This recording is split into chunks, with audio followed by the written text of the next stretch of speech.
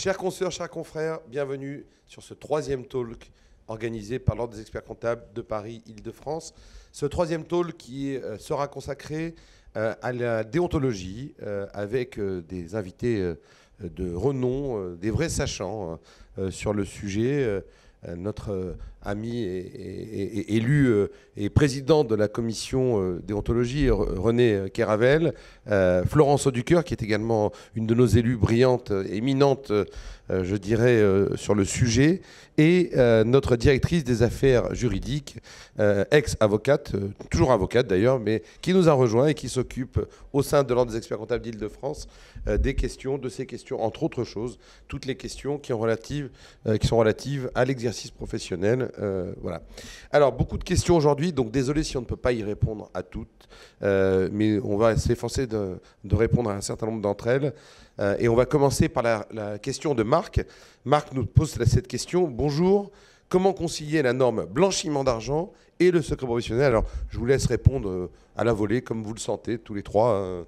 N'hésitez pas à vous interrompre. Et voilà, c'est fait partie du jeu. Bien, je voudrais d'abord rappeler que c'est l'article 21 de l'ordonnance de 1945 qui soumet les experts comptables à cette obligation de secret professionnel. Et cet article renvoie vers l'article 226-13 du Code pénal.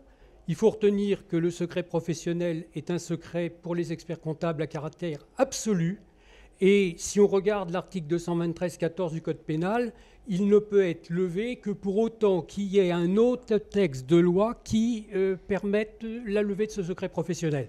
Alors si on revient à la question sur le secret professionnel et la lutte anti-blanchiment, on voit que dans le cadre de l'article L 561-15 du Code monétaire et financier, les experts comptables sont amenés à faire des déclarations de soupçons.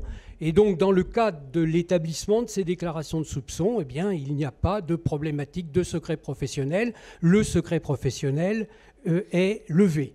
Si on continue à regarder ce code monétaire et financier, on voit également qu'il y a un article 561-26 qui traite du droit de communication. Il faut savoir que Tracfin peut exercer son droit de communication auprès des 43 professions qui sont amenés à faire des déclarations de soupçons.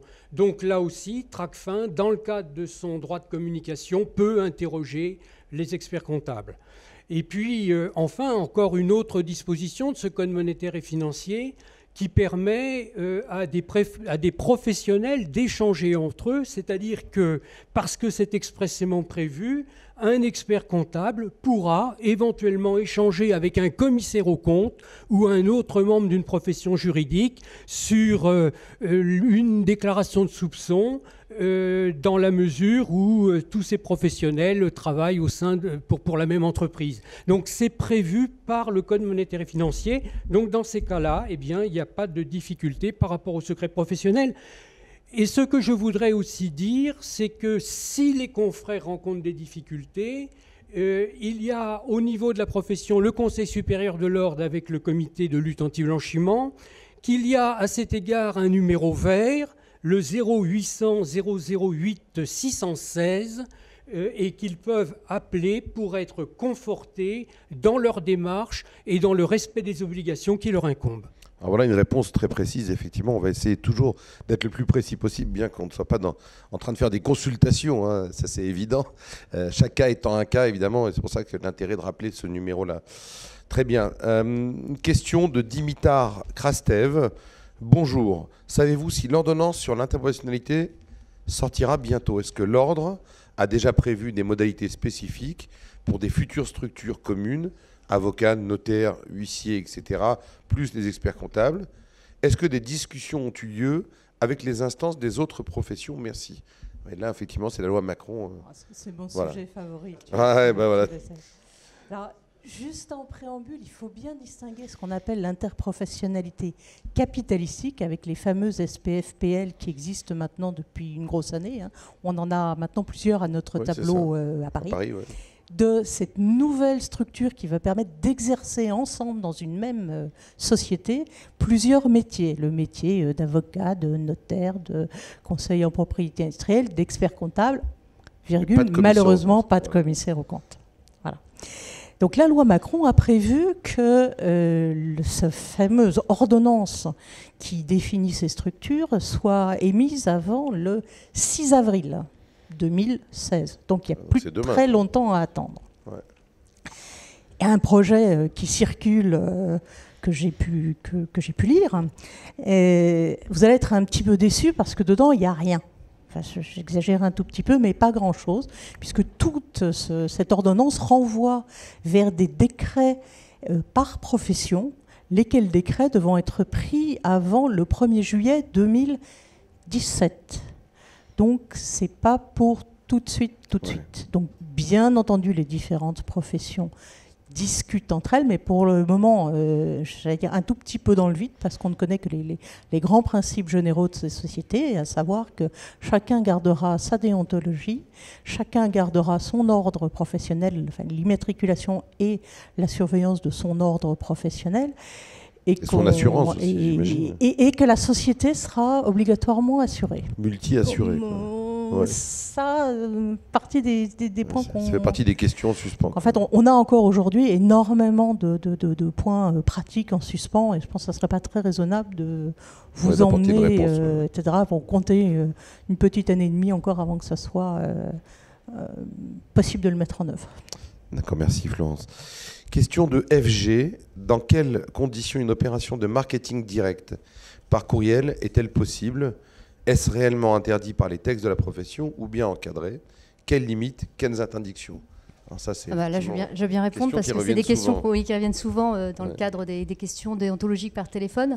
Alors effectivement, le démarchage est totalement autorisé, parfaitement autorisé par le code de déontologie, comme toute opération de communication. Ce qu'il faut bien avoir en tête, c'est deux principes essentiels. C'est que la communication doit être conforme à l'image générale de la profession. Donc il faut faire attention aux termes retenus, aux expressions.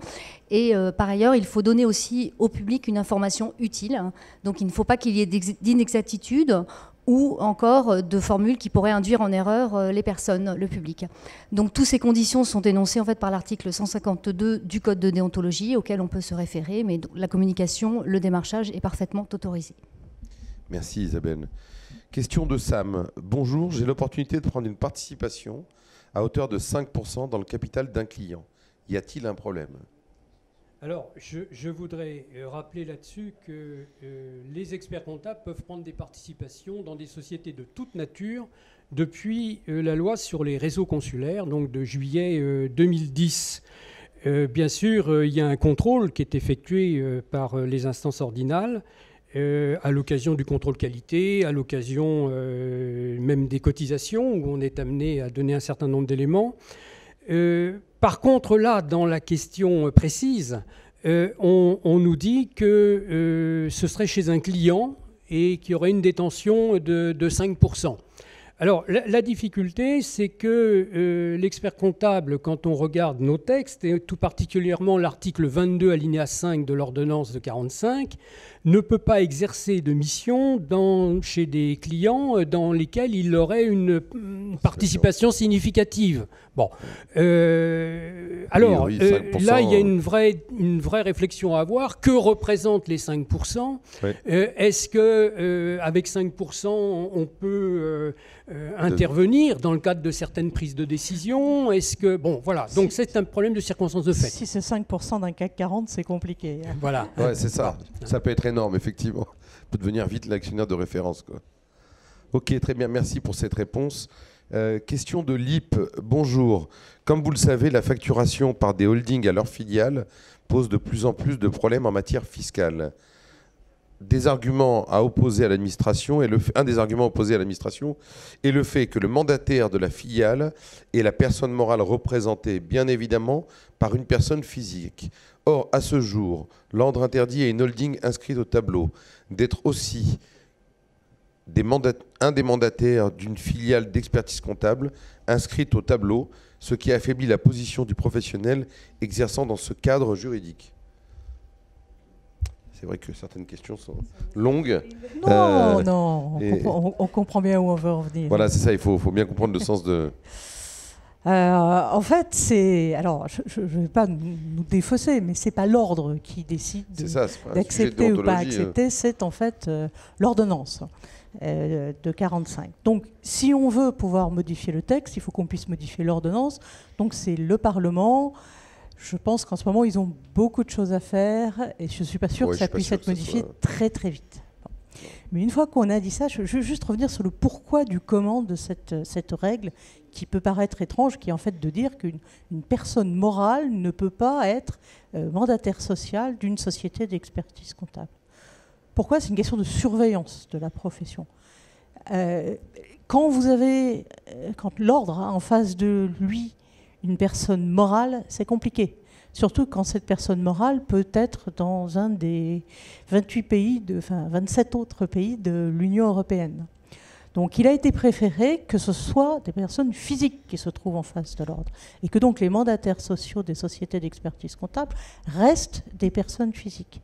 Cette politique est pratiquée par des tas d'autres professions libérales, professions réglementées, pour garder un caractère humain et contrôlable de la profession. Alors évidemment, après certaines décisions fiscales qui datent maintenant d'il y a 3-4 ans, ça rend les choses parfois un tout petit peu compliquées en termes fiscaux. Mais je voulais juste attirer votre attention sur le fait que la facturation d'une holding à la société d'expertise comptable n'est pas interdite et n'est pas systématiquement fiscalement à retraiter. Il n'y a que les frais de direction qui ne peuvent pas être refacturés. Bon. Donc, un expert comptable ne fait pas que de la direction d'une société d'expertise comptable. Il rend aussi des prestations techniques sur les dossiers, sur ses clients. Et tout ça ne fait pas, à mon avis, l'objet de réintégration fiscale. Donc je pense qu'il faut bien réfléchir au schéma de refacturation, à ce qui est refacturé, à ce qui est les bons contrats en place, les bonnes factures et la véracité de ce qui est refacturé. Donc je pense qu'on a des moyens dans notre profession de ne pas avoir de frottement fiscal indu en conservant un bon contrôle de la profession. Merci beaucoup. Question d'un anonyme. Une société inscrite à l'ordre des experts comptables et à la compagnie des commissaires aux comptes peut-elle détenir totalement ou partiellement une filiale ? 2 points. Une société d'expertise comptable uniquement faisant des actes de commerce accessoires à sa mission principale d'expertise comptable. Une société non inscrite à l'ordre des experts comptables et à la compagnie des commissaires aux comptes faisant des actes de commerce à titre principal. Donc c'est toute la question sur les actes de commerce, notamment le fait que c'est compliqué à mettre en œuvre. Alors, un expert comptable qui n'a qu'une activité d'expertise comptable, on a dit il n'y a pas de problème. Voilà. Il peut prendre des participations dans des sociétés de toute nature. Là, la problématique, c'est que s'il est expert comptable et commissaire aux comptes, eh bien, on a face à nous l'article 822-10 du Code de commerce qui nous dit qu'un commissaire aux comptes ne peut pas avoir d'activité commerciale, que ce soit directement ou que ce soit par personne interposée. Donc pas dans une filiale. Alors, voilà. Alors, il faudrait quand même, puisque là, on est dans le domaine de réservé, je dirais, de la compagnie, il faudrait se rapprocher de la compagnie pour voir les interprétations qui peuvent exister autour de cette disposition. Mais l'article 822-10, lui, dans son 3e alinéa, semble précis là-dessus et donc ne permet pas d'avoir d'activité commerciale. Bien sûr.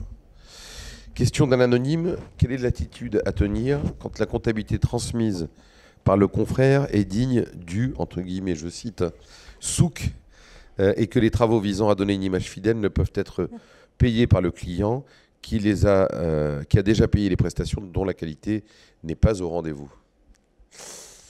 Aïe, aïe, aïe, aïe.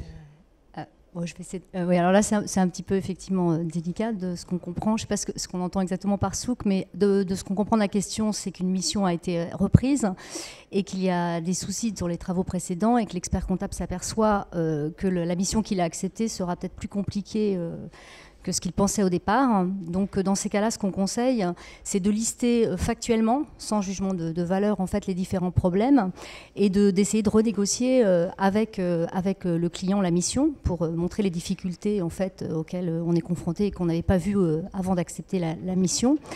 Et aussi, s'il y a un souci, c'est le client doit se rapprocher de son ancien expert comptable, étant précisé que le nouvel expert comptable qui succède à son confrère ne doit absolument pas s'immiscer dans un éventuel litige qui existe avec son prédécesseur.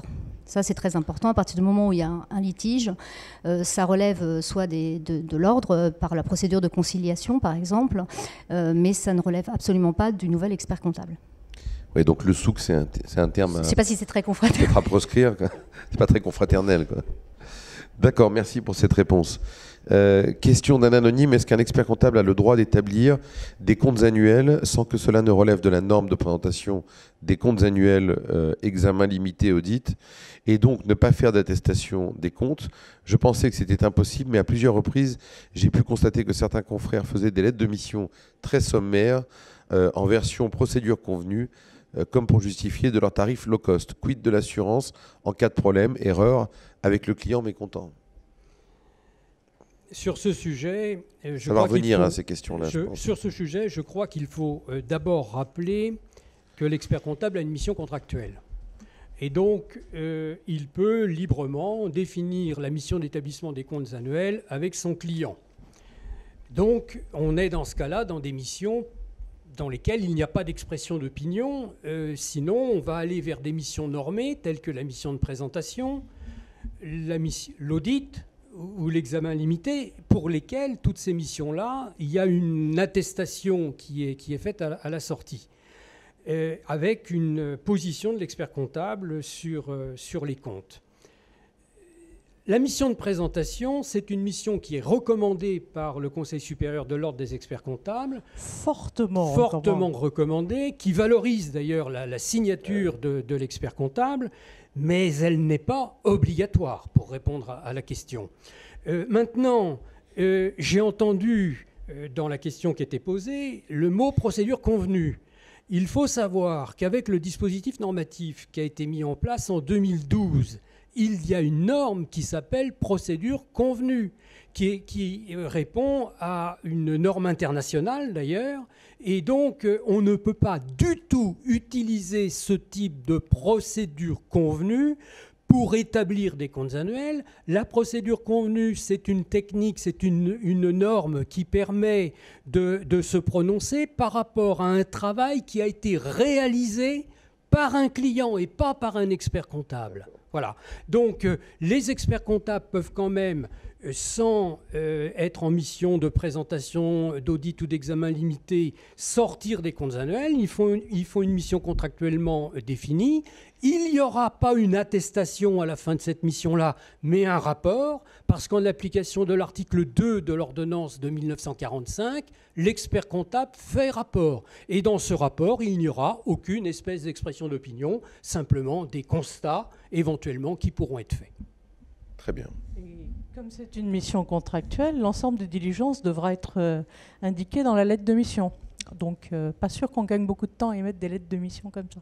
Eh oui, je suis d'accord. Question de Janus. Bonjour. Lorsqu'un client a du retard dans le règlement des honoraires de l'expert comptable, ce dernier peut-il suspendre ses diligences, notamment les déclarations fiscales? Merci de me confirmer que le défaut de règlement des honoraires est un motif légitime de résiliation. Alors effectivement, ça peut être un motif légitime de résiliation. Il faut quand même rester prudent sur les fins de mission. Il faut bien vérifier d'abord ce que vous avez indiqué dans la lettre de mission, les conditions générales, avant d'exercer ce droit de résiliation qui doit être exercé pour un motif légitime. Et par ailleurs aussi, on vous conseille de bien vous prémunir sur les relances, c'est-à-dire de bien avoir la trace écrite que vous avez bien relancé le client à plusieurs reprises sur le paiement. Mais effectivement, le non-paiement est un motif légitime de résiliation. Ouais, il faut quand même, je dirais, être vigilant aux conséquences aussi que. Tout à fait. Alors il y a aussi autre chose. Moi, je le dis voilà, pour mes confrères, alors parce il faut s'efforcer sur les entreprises et sur le sort des entreprises, notamment celles qui ont beaucoup de salariés, il faut qu'on prenne la mesure entre effectivement le dommage que nous subissons quand nos honoraires ne sont pas payés et l'impact que l'arrêt de nos missions parfois brutales peut engendrer sur la pérennité de l'entreprise. Voilà, donc je crois qu'il faut s'efforcer effectivement de ne pas causer un préjudice. Le texte déontologique, c'est ça. Il faut s'efforcer de ne pas créer un préjudice effectivement aux clients. Donc quand même effectivement bien réfléchir avant de résilier. Bien réfléchir, bien discuter. Le mieux, c'est de venir nous en parler. Je crois que c'est le plus simple.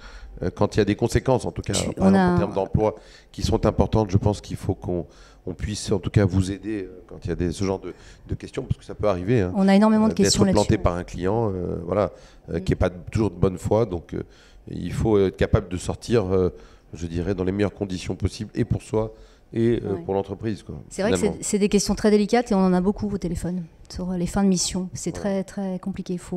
Tout à fait. Alors, question de CAC. Alors, je ne pense pas que je sois commissaire aux comptes, je ne sais pas. Bonjour. Sur quel texte se baser pour conclure qu'il n'y a aucun problème à être commissaire aux apports, puis après dépôt du rapport, facturation et encaissement, être nommé expert comptable de l'entreprise, bénéficiaire de ces apports, si toutefois vous êtes d'accord avec ma conclusion. Merci. Donc là, on est dans le champ des incompatibilités. Là aussi, c'est des questions qu'on a souvent sur les incompatibilités. Dans ce cas-là, c'est tout à fait possible. Vous pouvez parfaitement être expert comptable après avoir été commissaire aux apports. Par contre, dans l'autre sens, c'est pas possible. D'accord. Parce que dans l'autre sens, vous seriez dans une situation d'autorévision. Donc ça, c'est interdit. Ce serait contraire au principe de l'indépendance, qui est un principe essentiel au niveau de la déontologie. La vraie question aussi qui se pose, c'est qu'il ne faut pas effectivement avoir négocié la mission d'expertise comptable alors qu'on n'a pas encore commencé la mission de commissaire aux apports. Effectivement. Il faut raison garder. C'est le bon sens. Voilà, il faut garder le sens. Voilà. Il y a le sens de l'histoire. Question d'un anonyme. Bonjour. Certains professionnels de l'expertise comptable impliquent dans leur bannière publicitaire sur Internet numéro 1. Est-ce que ce type de communication est accepté ? Alors, ce que tu ne dis pas, c'est qu'on a censuré le nom du cabinet qui figurait dans la question, donc celui qui a posé la question nous en excuse. La réponse est très simple, non, ce type de communication ne convient pas. Hein. On n'a pas le droit de faire de la publicité comparative et on n'a pas le droit de donner des informations qui ne sont pas vérifiables et qui pourraient induire le public en erreur. Dire qu'on est le numéro 1, c'est quasiment impossible. Ouais. Parce qu'on ne connaît pas l'ensemble des cabinets d'expertise comptable de France pour dire on est numéro 1 sur tel secteur ou sur tel produit. Donc, la réponse est non, cette communication ne convient pas. Ok. Question de A. Bonjour, voici ma question dans le cadre d'une nomination de COCAC. Alors, peut-être à la limite entre le commissariat aux comptes. Lorsqu'une entreprise ne dépasse pas les seuils d'obligation de nommer un COCAC, peut-il être mis fin au mandat du COCAC avant la fin de la 6e année du mandat? Ou bien reste-t-il en fonction jusqu'à la fin de son mandat? Je pense que c'est plutôt une question commissaire aux comptes, donc je ne pense pas que ça nous concerne. Donc je propose qu'on passe à une autre question. Linda, bonjour. Il y a quelque temps, j'ai eu un nouveau dossier d'expertise comptable, mission de présentation.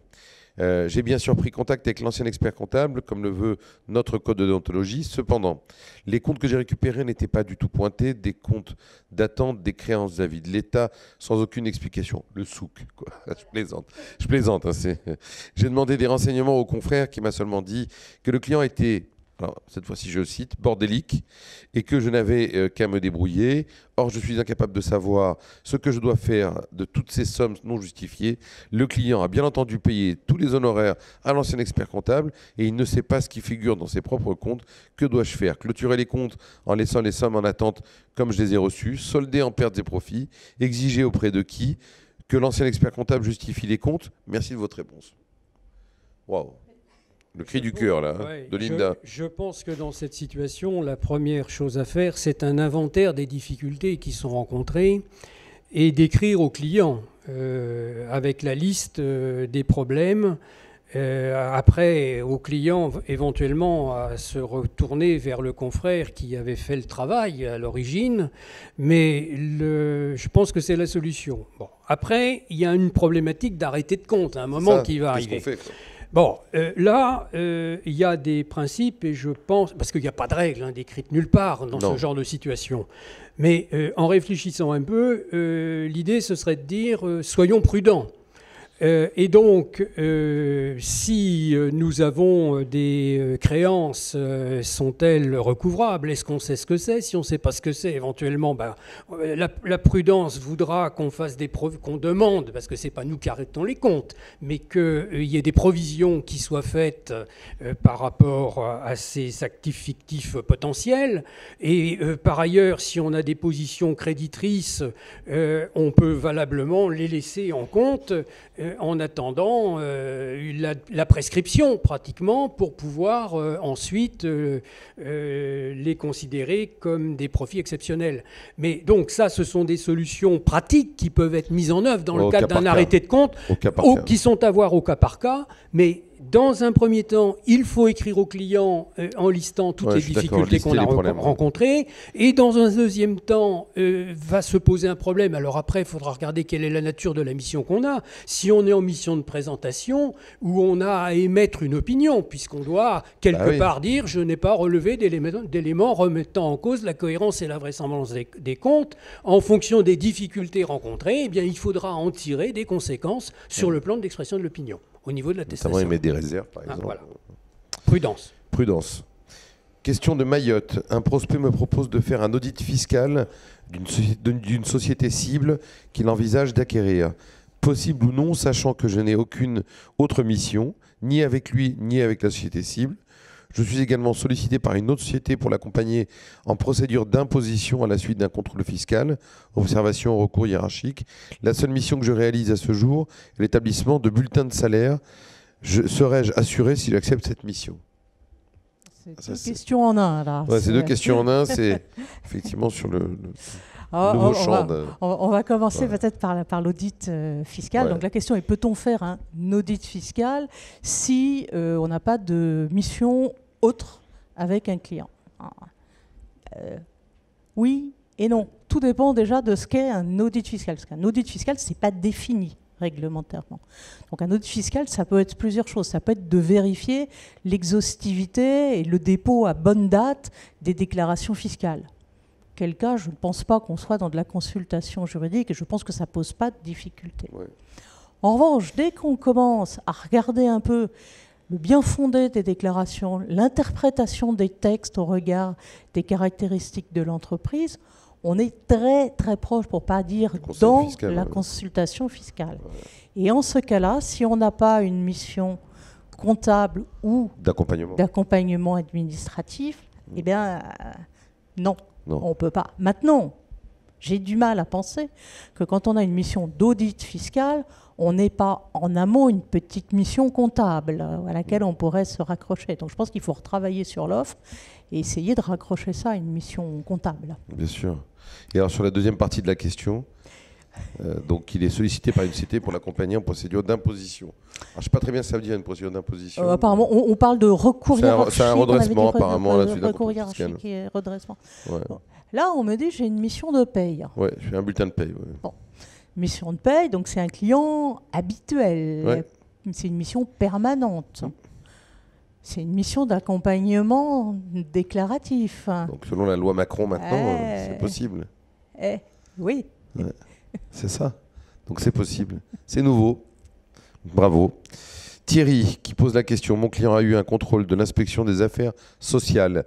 Cet organisme souhaite rencontrer l'expert comptable pour poser des questions. Position à adopter par l'expert comptable vis-à-vis du secret professionnel. Peut-il répondre à cet organisme?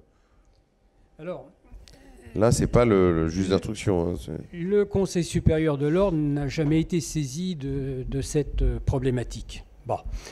Il serait important pour nous, pour pouvoir répondre, pour essayer de trouver une réponse à ces préoccupations, d'avoir une copie peut-être du courrier qui demande la présence de l'expert comptable lors de ce contrôle.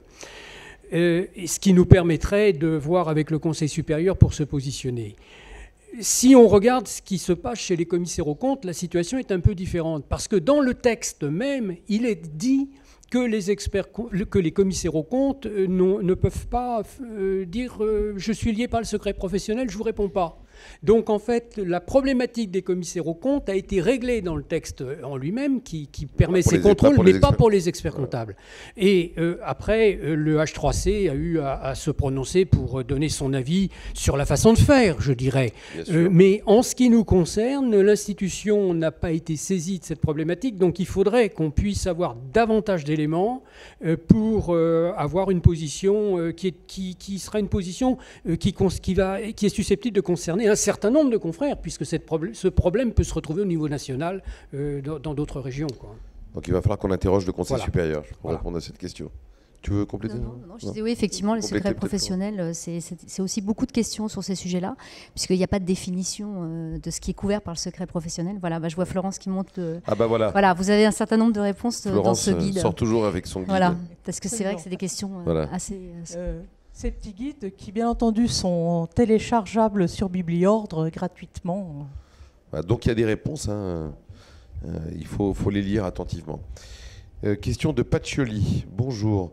Un expert comptable peut-il créer une enquête de satisfaction pour l'un de ses clients? Merci par avance de votre réponse.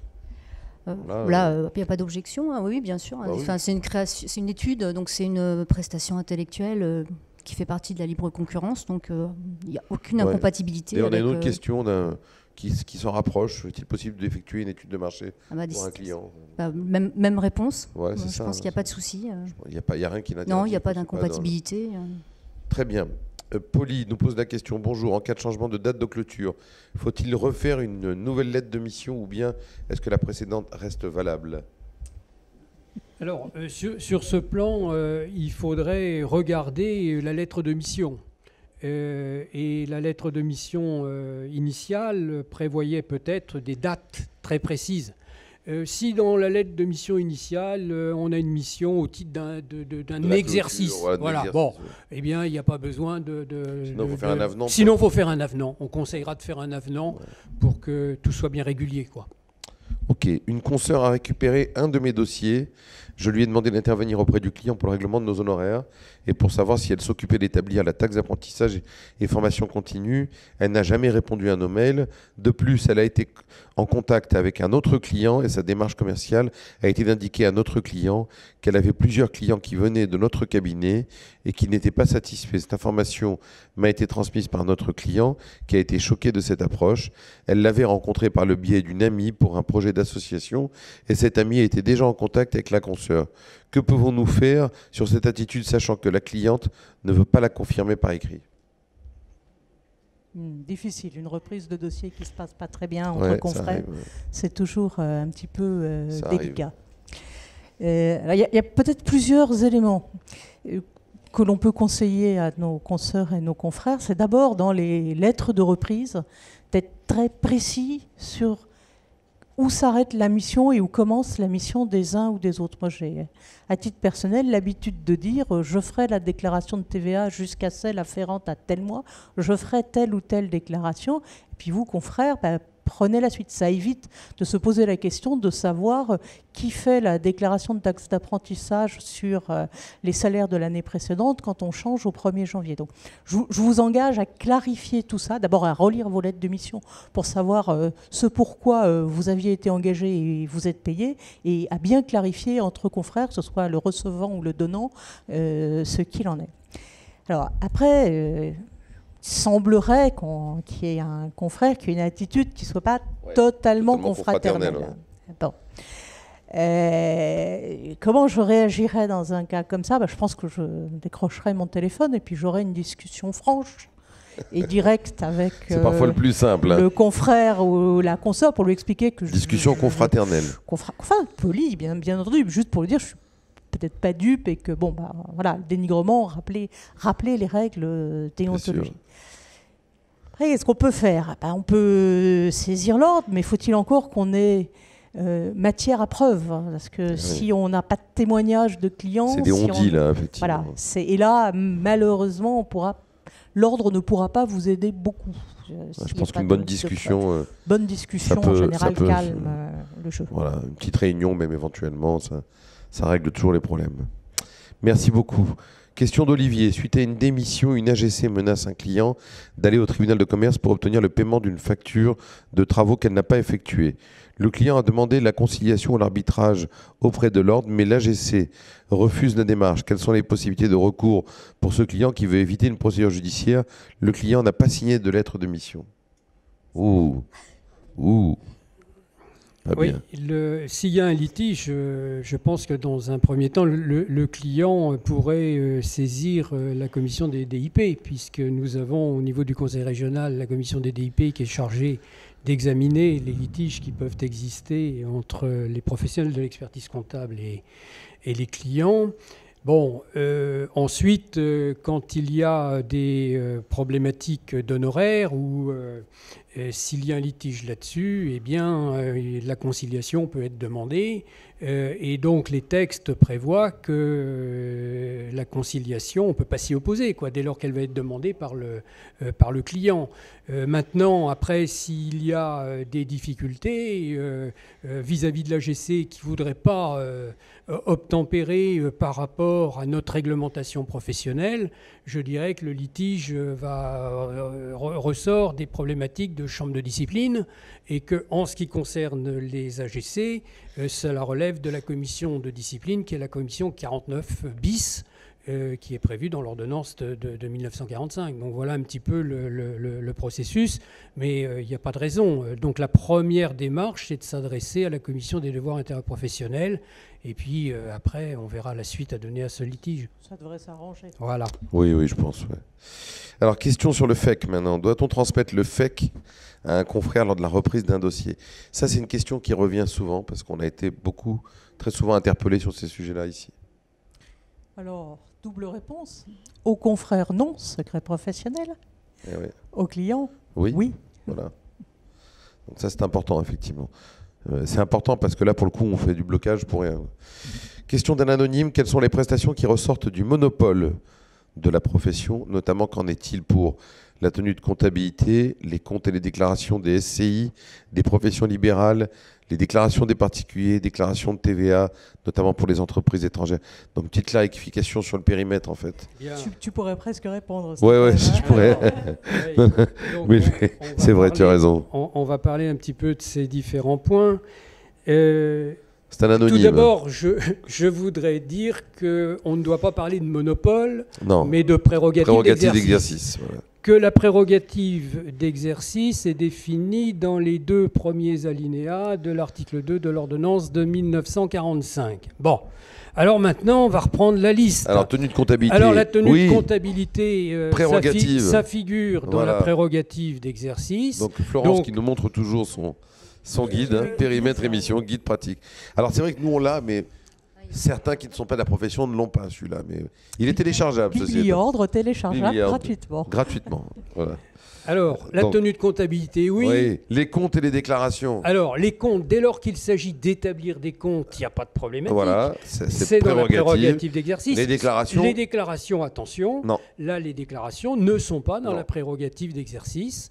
Alors, les comptes des SCI, on va dire, oui. La comptabilité, oui. Les professions libérales, oui. Alors, les professions libérales, il y a eu, parce que la problématique a été posée à plusieurs reprises, et il y a dans ce domaine un arrêt de la Cour de cassation qui est l'arrêt Péchard, qui avait dit que les professions libérales rentraient bien dans notre domaine d'intervention et donc dans notre prérogative d'exercice. Alors, quand il s'agit de tenir la comptabilité des professions libérales, laquelle comptabilité ne résulte pas d'obligation du droit comptable, mais d'obligation fiscale prévue à l'article 99 du Code général des impôts.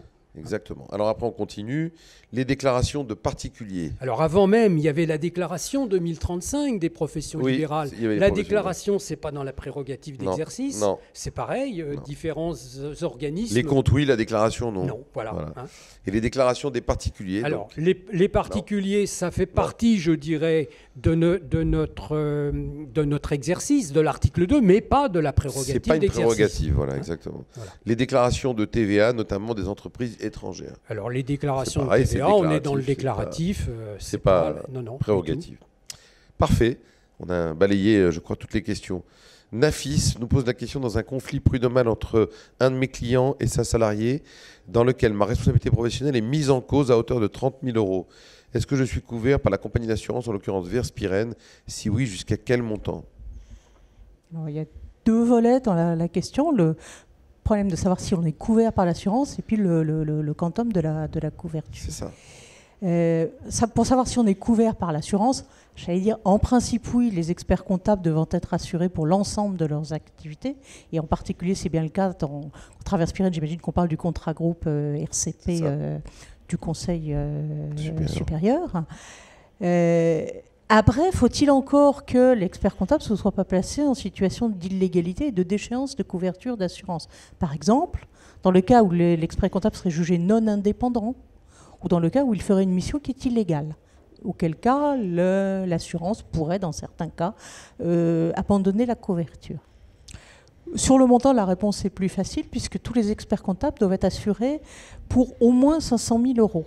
Donc à 30 000 €, je pense qu'on a un peu de marge et qu'il y a une bonne couverture. Tout à fait.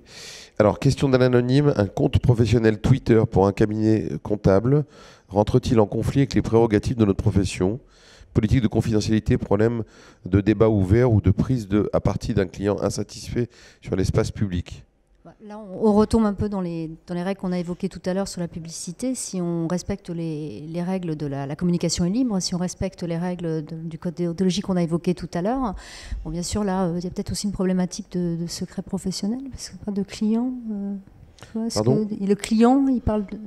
En fait, la question, c'est le compte professionnel Twitter pour un cabinet comptable rentre-t-il en conflit avec les prérogatives de notre profession? Non. Non. On a le droit d'avoir un Twitter. On a le droit d'avoir un... Est-ce qu'on a on a évidemment, je dirais, certaines règles, malgré tout, quand on communique en général. Oui, voilà. c'est ça, de façon, c'est les règles qu'on a évoquées tout à l'heure. Ou au travers de n'importe quel autre média, ouais. C'est la règle générale qui s'applique. Voilà. C'est pas parce que c'est Twitter en particulier. Le support ne change rien. Voilà. Question de Lionel: un expert comptable peut-il maintenant domicilier des clients à l'adresse de son cabinet, et un expert comptable peut-il être gérant d'une structure commerciale non affiliée à l'ordre des experts comptables? Alors, la problématique qu'il y a là, de manière plus générale, c'est la problématique des activités commerciales. Commerciales, c'est ça. Alors, les activités commerciales ont été prévues par la loi sur les réseaux consulaires de juillet 2010. Mais en l'état actuel des textes, pour qu'on puisse, au niveau des cabinets, avoir des activités commerciales dites accessoires, on était en attente d'une norme qui devait vraiment préciser cette possibilité. Au jour d'aujourd'hui, la norme n'est toujours pas sortie.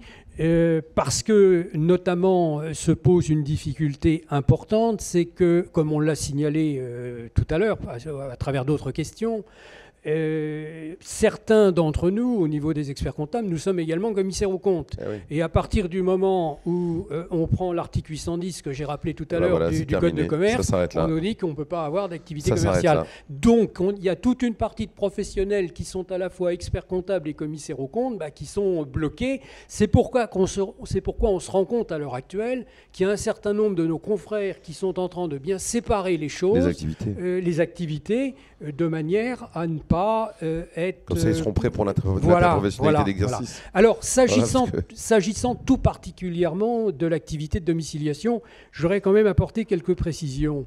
L'activité de domiciliation, on ne peut pas la mettre en œuvre à l'heure actuelle au niveau des cabinets, parce qu'en France, il est considéré que l'activité de domiciliation est une activité commerciale. Ce qui n'est pas le cas, d'ailleurs, dans tous les autres pays européens. Dans un certain nombre d'autres pays européens, l'activité de domiciliation est considérée comme une activité civile. Et puis je rajouterais que dans notre belle région parisienne, regardez vos baux. Dans la plupart de vos baux, vous n'avez pas le droit de domicilier si vous n'êtes pas propriétaire de vos cabinets. C'est vrai que c'est pas une réponse de déontologie. Non, c'est pas une réponse de droit en tout cas. Il faut commencer quand même par là. C'est vrai, c'est la base. Donc au jour d'aujourd'hui, et à partir du moment où on ne peut pas avoir exercer d'activité commerciale, eh bien la domiciliation n'est pas possible. Et je voudrais... Alors certains confrères ont créé des filiales pour y loger dedans des activités de domiciliation. C'est tout à fait possible, puisqu'on peut, je l'ai dit tout à l'heure, avoir des participations dans des sociétés de toute nature. Par contre, il faut aussi avoir présent à l'esprit que la domiciliation, c'est une activité elle-même réglementée et qu'il y a un certain nombre de dispositions qui doivent être impérativement respectées. Et je reviens sur la première question qui m'avait été posée et qui était relative à la lutte anti-blanchiment. Les activités de domiciliation sont soumises à la lutte anti-blanchiment, mais cette fois-ci, ce n'est pas le Conseil supérieur de l'ordre qui va aller contrôler le dispositif, c'est la Direction générale de la concurrence et des fraudes qui est amenée à vérifier si les obligations en matière de lutte anti-blanchiment sont respectées par les personnes qui ont des activités de domiciliation. Très bien. Merci beaucoup. Il y avait une deuxième question dans cette question. C'était est-ce qu'un expert comptable peut être gérant d'une structure commerciale non affiliée à l'ordre des experts comptables? C'est-à-dire cette fameuse filiale justement de domiciliation. En fait, en réalité, quand on regarde les textes, avec la loi sur les réseaux consulaires et la loi de mars 2011 qui est sortie un peu plus tard, il y a la possibilité de prendre des participations dans des sociétés de toute nature et également d'exercer des mandats sociaux. Donc voilà. Alors c'est toujours pareil, avec la même réserve que celle que l'on a pu signaler tout à l'heure concernant les confrères qui ont la double casquette, expert comptable, commissaire aux comptes. C'est ça, c'est toujours pareil, quoi. Toujours pareil. Question de M. Gilbert. Quel est le délai de conservation des dossiers clients? Édition comptable, dossier de travail, notes et synthèse, 5 ans. Donc voilà, Alors, ça, c'est vrai qu'avec le cloud, ça va peut-être se simplifier. Sur ce sujet, il y a eu un article qui a été écrit dans SIC, que l'on pourra retrouver.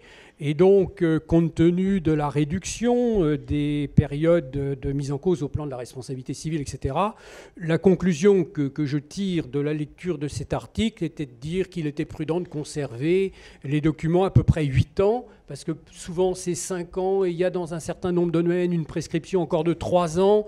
Donc c'était un petit peu l'idée qui était donnée. Par contre, je vous rappelle aussi il peut y avoir des délais de conservation qui sont propres à certains dispositifs. Si je reviens vers la lutte anti-blanchiment, il nous est dit dans les textes que l'on doit conserver les documents 5 ans après la date effective de cessation des fonctions, ou bien 5 ans après la date de réalisation d'une opération, si on avait détecté une opération, je dirais, qui aurait suscité notre interrogation quant à l'origine des fonds.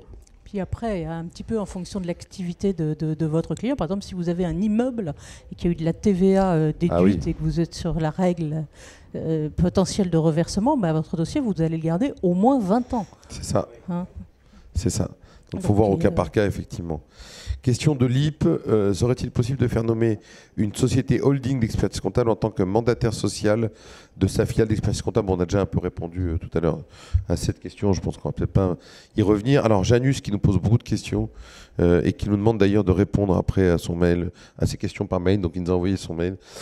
Bonjour, un expert comptable qui intervient en sous-traitance sur des dossiers de commissariat aux comptes est-il tenu de s'inscrire à la compagnie vu qu'il n'est pas signataire mais semble intervenant? C'est un sujet de commissariat aux comptes aussi. Bon. Oui, je crois qu'on peut assez facilement répondre parce qu'il y a un avis du H3C sur le sujet qui dit non. Il n'est pas obligatoire de s'inscrire comme commissaire aux comptes. Néanmoins, le commissaire aux comptes qui fait appel à un collaborateur externe devra s'assurer que ce dernier travaille bien selon le référentiel déontologique et normatif des commissaires aux comptes.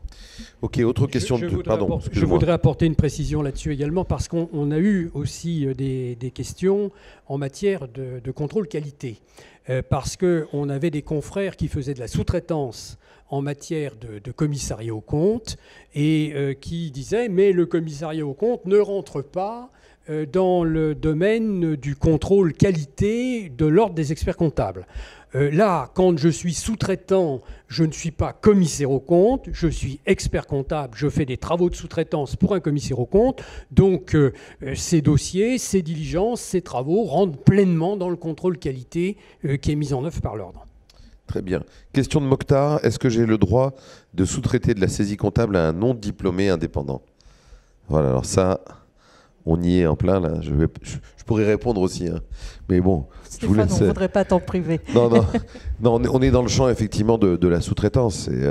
Mais je vais vous laisser répondre parce que j'ai peut-être une réponse qui pourrait être orientée ou pas très objective, on va dire. Donc je vais vous laisser répondre factuellement avec nos textes en vigueur. Alors, je dirais qu'au niveau de la sous-traitance, il y a une recommandation forte du Conseil supérieur qui est de dire que si on doit faire de la sous-traitance de tenue de comptabilité, il faut s'adresser à des experts comptables, à des personnes qui sont inscrites à l'ordre des experts comptables.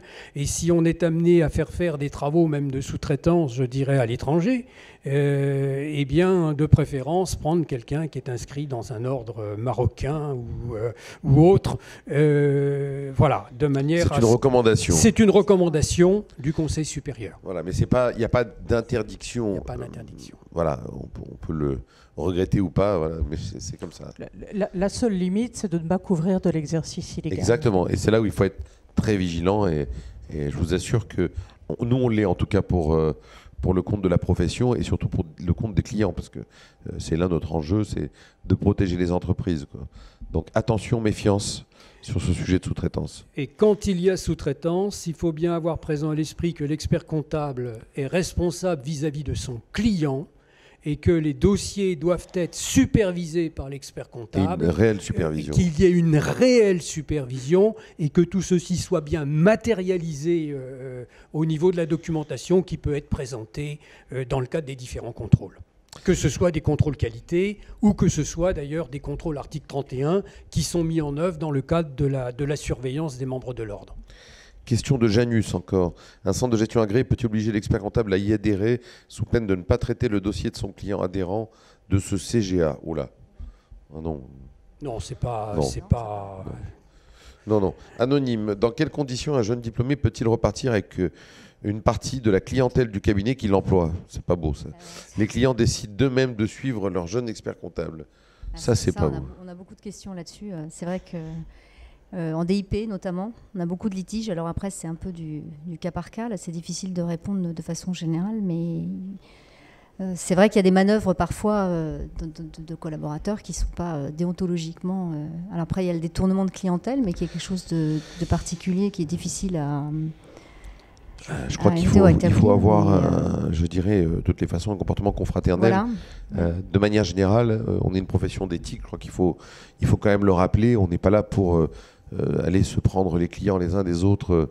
Et surtout, je dirais, quand l'un des confrères a à un moment donné tendu la main à un jeune et l'a hissé à la profession, en l'accompagnant, je crois que voilà, c'est une question d'éthique et de morale aussi, de ne pas partir avec la clientèle. Tout à fait. On est en plein dans la déontologie, justement. À minima, il peut arriver que des clients souhaitent effectivement, je dirais, suivre le confrère, qu'il y ait une discussion qui s'ouvre, ça peut s'ouvrir entre, je dirais, les deux confrères, l'un cédant la clientèle à l'autre. Pourquoi pas? Je crois qu'il faut être raisonnable. On est dans une relation à nouveau d'éthique. Oui, puis il faut bien regarder aussi le contrat de travail qui prévalait. Est-ce qu'il y a une vraie clause de non-concurrence ou pas? Exactement. Il faut regarder le contrat qu'on a avec le client, quelles sont les conditions de rupture du contrat avec le client. Donc là, effectivement, la meilleure des choses, c'est de se mettre autour d'une table et de discuter. Toujours pareil, la discussion et la transparence.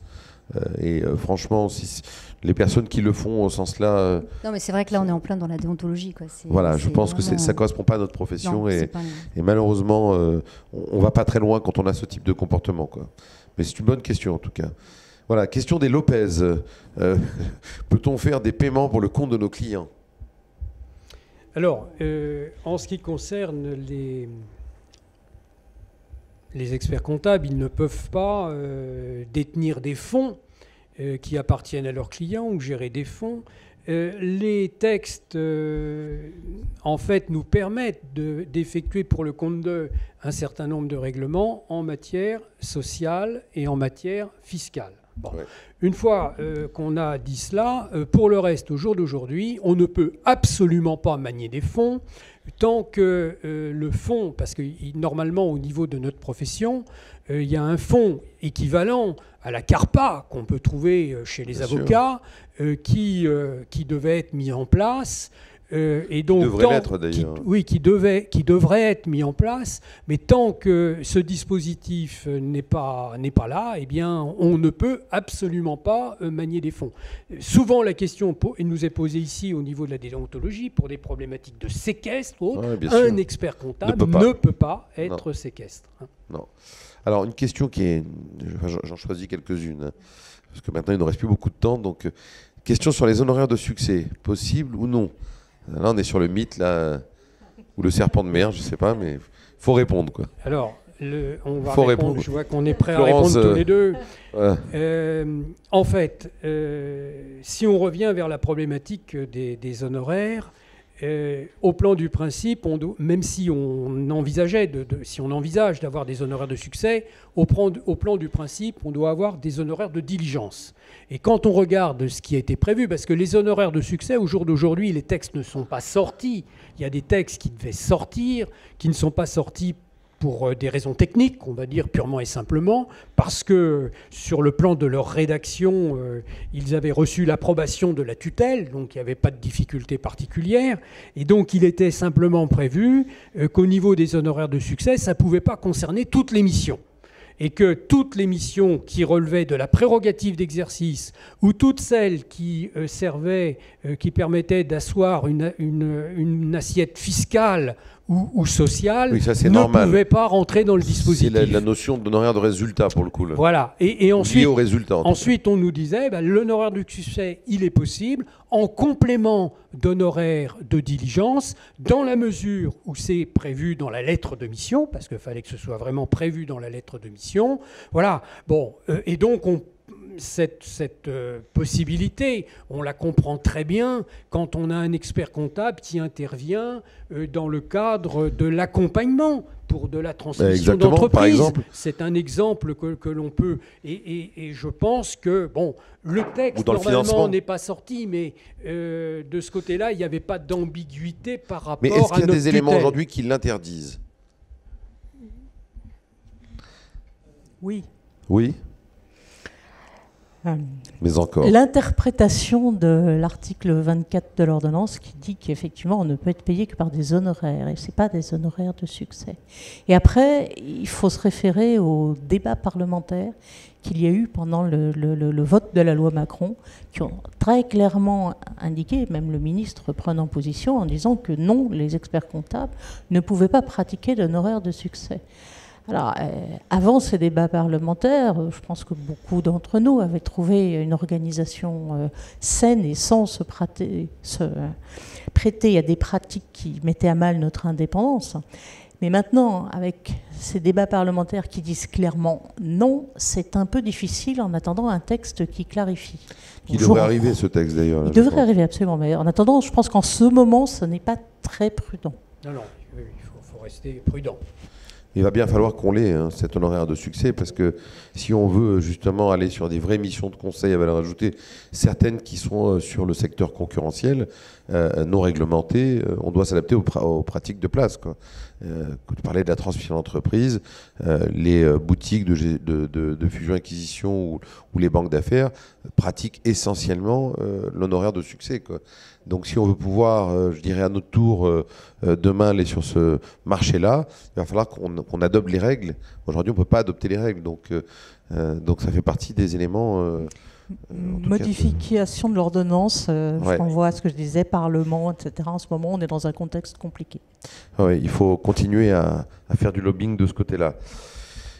Allez, une petite dernière question qui est en cas de perquisition ou d'audition par la PJ, dans quelle mesure suis-je tenu par le secret professionnel? Alors, là aussi, c'est des questions qu'on a beaucoup. Donc déjà, en fait, le principe, c'est qu'il faut remettre des documents que lorsqu'il y a une réquisition judiciaire, parce qu'on a souvent le cas aussi de demande de documents dans les convocations. Donc en fait, il faut bien être vigilant sur ce point-là. C'est lorsqu'il y a une réquisition judiciaire que les documents sont vraiment listés. Après, bien sûr, il faut se rendre à la convocation et répondre aux questions en tant qu'expert, en tant que sachant, et en ne débordant pas par rapport aux autres questions. Enfin, ça, c'est les principes. C'est vrai que sur Sur la pratique, c'est peut-être un peu plus... Donc en pratique, il faut un papier sur lequel il y a marqué réquisition, et avec le nom d'un dossier. Voilà, exactement. Il faut savoir dans quel cadre vous donnez les documents et que les documents soient listés avec le terme réquisition. Parce que souvent, ce qui se passe, c'est qu'on liste les documents dans la convocation. Ça, c'est pas valable. Là, vous n'êtes pas vraiment protégé. D'accord, allez, encore une petite dernière. Il n'est pas tout à fait 17h, donc la dernière question sur la lutte anti-blanchiment. S'agissant de la lutte contre le blanchiment, quel est le risque en cas de non-déclaration de soupçon? Je pourrais être considéré comme complice, même si je n'ai jamais eu l'intention de participer à une fraude. Wow. Alors, c'est vrai que dans la mesure où le confrère n'a pas respecté les obligations qui sont les siennes, puisque dans le cadre de cette lutte anti-blanchiment, il y a des obligations de faire une déclaration si on est confronté à des flux financiers dont l'origine, je vais dire, est douteuse, quoi, hein, bon. La zone de risque maximum, c'est vrai qu'on l'a dit à plusieurs reprises, c'est que des confrères soient mis en examen pour blanchiment, mais pas blanchiment simple, pour blanchiment aggravé. Parce que dans le code pénal, il y a une distinction entre le blanchiment simple et le blanchiment aggravé. Avec le blanchiment aggravé, il y a un doublement des peines. Le blanchiment aggravé a lieu notamment quand il y a eu l'intervention d'un professionnel. Or, en tant qu'expert comptable, nous sommes des professionnels, nous sommes des sachants, et donc, voilà, il y a une zone de risque qui est très forte à ce niveau-là. C'est pour ça qu'il faut être très vigilant par rapport à ces obligations. Je sais que nous avons eu, puisque au niveau du Conseil régional de l'ordre, on doit être informé quand nous avons des confrères qui font l'objet de mise en examen. C'est eux qui nous informent. Ce que l'on peut dire, c'est qu'on a eu plusieurs cas de mise en examen pour opération de blanchiment, parce que quand on regarde les textes en matière de lutte anti-blanchiment, dans le code, on voit bien, il n'y a pas de distinction entre la notion de complicité ne ressort pas. Celui qui a prêté son concours à une opération de blanchiment, eh bien, va être sanctionné de la même façon que l'auteur du blanchiment. Il faut être très vigilant. Alors j'en profite pour glisser un petit mot sur la lutte anti-blanchiment. Pour éviter d'arriver à ces situations de crise, formez-vous. Voilà, exactement, bravo. Bravo Florence. Vas-y, vous savez qu'un grand programme de formation qui a été lancé sur le sujet, d'une demi-journée ou un e-learning de 4 heures, gratuit. Donc il y a des dizaines de dates qui ont été arrêtées par votre conseil régional. Le e-learning, c'est quand vous voulez, où vous voulez, gratuitement. Donc faites-le, c'est vraiment le minimum, le kit de survie de l'expert comptable aujourd'hui, au-delà de l'aspect obligatoire. Il faut y aller là. De toute façon, on n'a pas le choix, il faut le faire. Et puis, dans le cadre des contrôles qualité, notamment, on verra l'application de cette norme, justement, anti-blanchiment. Donc, je vous invite vraiment à venir vous former et à suivre toute l'actualité sur le sujet. Et Dieu sait qu'elle est dense, puisque notre conseil régional fait beaucoup, grâce à vous d'ailleurs, hein, à vous trois, hein, qui êtes sur le pont sur ce sujet-là. Merci de m'avoir accompagné. J'ai pris beaucoup de plaisir avec votre technicité sur ces sujets-là. Merci à vous de nous avoir suivis et de vos questions toutes très pertinentes, en espérant que le talk vous reverra à la prochaine édition qui aura lieu au mois d'avril. On vous communiquera la date très prochainement, toujours sur un sujet qui concerne évidemment l'exercice professionnel. Je crois qu'il sera le contrôle qualité donc de la profession, avec beaucoup de questions certainement que vous vous posez. Donc à très vite, à très bientôt, et voilà, bonne fin de journée.